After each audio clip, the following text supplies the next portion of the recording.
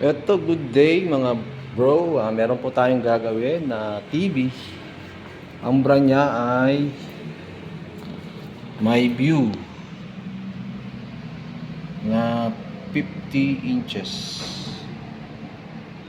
Sasaksak natin kung nasira niya. Bali na-check ko na ito kanina nung isang araw eh.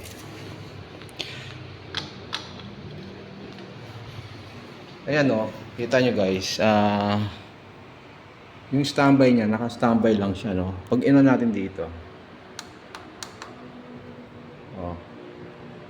Kahit anong pindot natin. Kahit sa remote. Ito yung remote niya.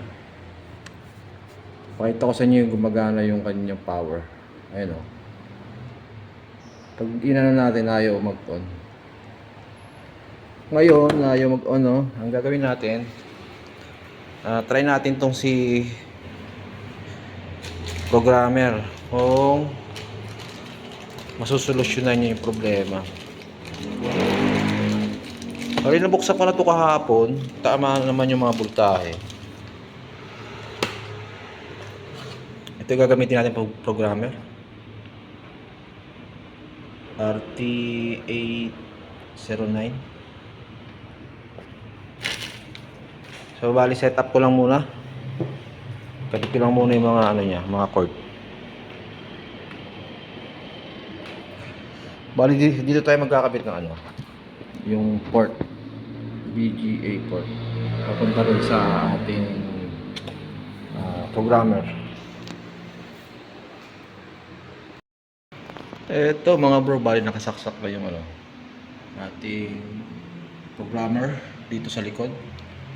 At hindi ko na rin siya, hindi ko na in-off to yung kanyang power.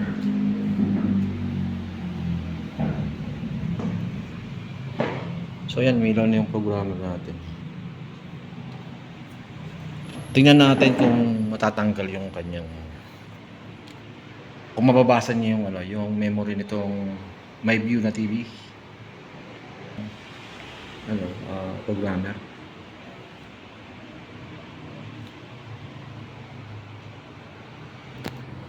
Set muna natin to dahil matagal to.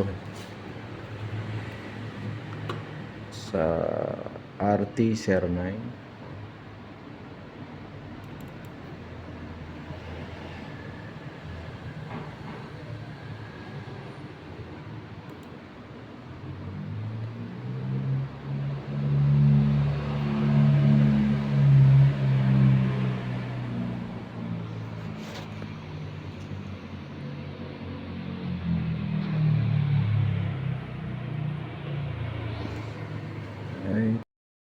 Eto guys, kinilik ko yung read.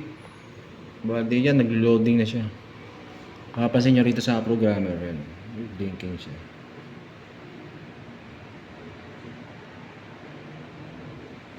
Tingnan natin, hintayin natin mga boss, matapos yun. Popost ko lang saglit. Bali ito guys, blinking yung ating memory, no? Tapos naglo-loading na rin dito sa computer. Ang problema, walang response yung ating standby. May problema talaga yung board nito. So try muna natin palitan ng board.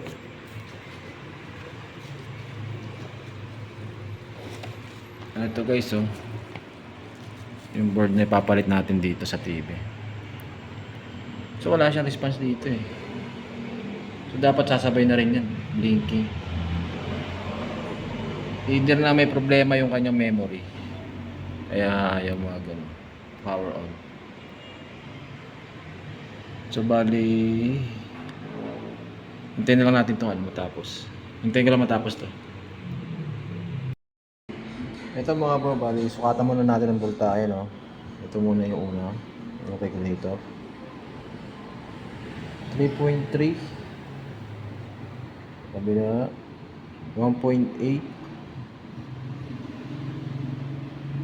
3.3.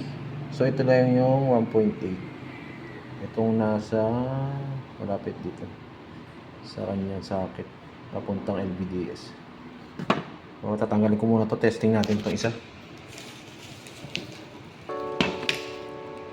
A few moments later. Ito na guys yung dala kong board. Tapos ito yung original. Try natin saksak Try natin saksak kung mag-normal na ba siya. Kabit ko muna itong backlight. Matanggal. Ito, saksak ko lang. So yan, may stand version yun. Ano natin? Sukatan muna natin ang voltahe para. Ito ay ayun guys, wala siyang voltahe. Ito meron siguro to. Ayan, meron niya. So ito kanina ito ay anong voltage to. So ito guys, zero din pati itong isa. So kanina nung nakasaksak lang siya, yung dalawa meron na kagad. Ibig sabihin talagang may problema tong kanya MCU siguro, kasi dapat wala pa to ayun, wala tayong nasusukat. Pero dito sa sa unang regulator meron na kagad ngayon i-on ko lang gamit itong remote na mag-on siya. Ayun, nag-on siya guys. Ibig sabihin compatible. May view rin yung nabili natin. Gumana sa remote. So ito, sukatan natin ang voltahe kung meron na ito. Ayun guys, meron na 1.8. Ito dapat 3.32. Ayun So dapat yung dalawa na yun wala pa. Okay, tingnan natin kung may display.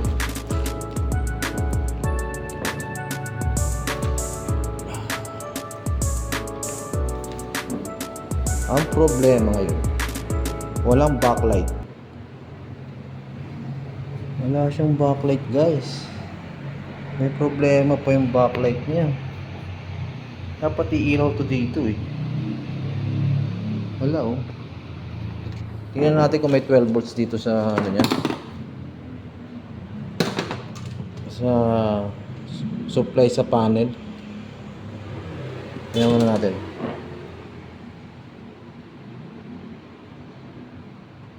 Ayun guys, meron problema, wala siyang supply sa backlight.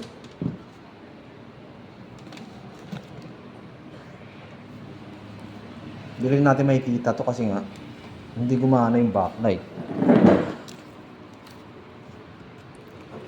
Yun wala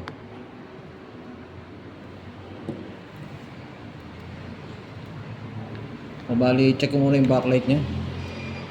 Eto guys, bali yung sa backlight driver niya may problema Tingnan itong diode. Yan shorted.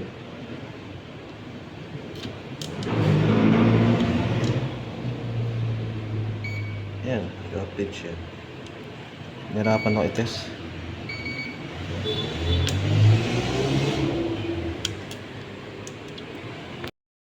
Eto mga bro, bali ang nangyari dito. Naghang ako ng ng diode. Ito yung hinang ko. So, ayan. Nung hinang ko to, wala namang short tong diode. Ang problema niya, nasa IC. Ito yung driver niya, yung PWM. Ito yung sira. So hindi na natin i-repair yan, wala naman tayong pamalit niyan. Ito bali mag-install na lang tayo ng hiwalay na backlight driver. Pero ito guys, hindi ko alam kung ilang watts to pero te-testing na lang natin to. Kasi meron ako dito 50 watts saka itong 36 watts. Ito 36 to. So mas bagay siguro tong 36 sa mga 43. 50 inches to. Pero try muna natin tong isa. Kung obra. Pag hindi siya mobra, yung 50 yung ilalagay natin. Ano yung 50? Yan, nandito lang yung 50. So, kabitan ko muna ng wire. Ito mga bro, welcome back sa ating ginagawang TV. Ito na siya. Backlight driver. Tapos yung switch. Tapos itong atin yung wire papuntang backlight, no? Ngayon, try natin. Try natin kung gagana.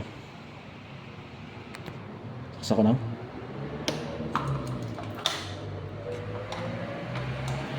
Ngayon, sinaksa ko na. Ngayon, switch natin kung gagana. So, bali ito, ano pala to? May plastic siya dito. Para may tumama dun sa metal. Power on. Yun, nag-on. Gumana na rin yung backlight, mga bro. Tignan natin yung display. Ayun, nag-blue na, oh. Okay na, guys. Meron na siyang no signal.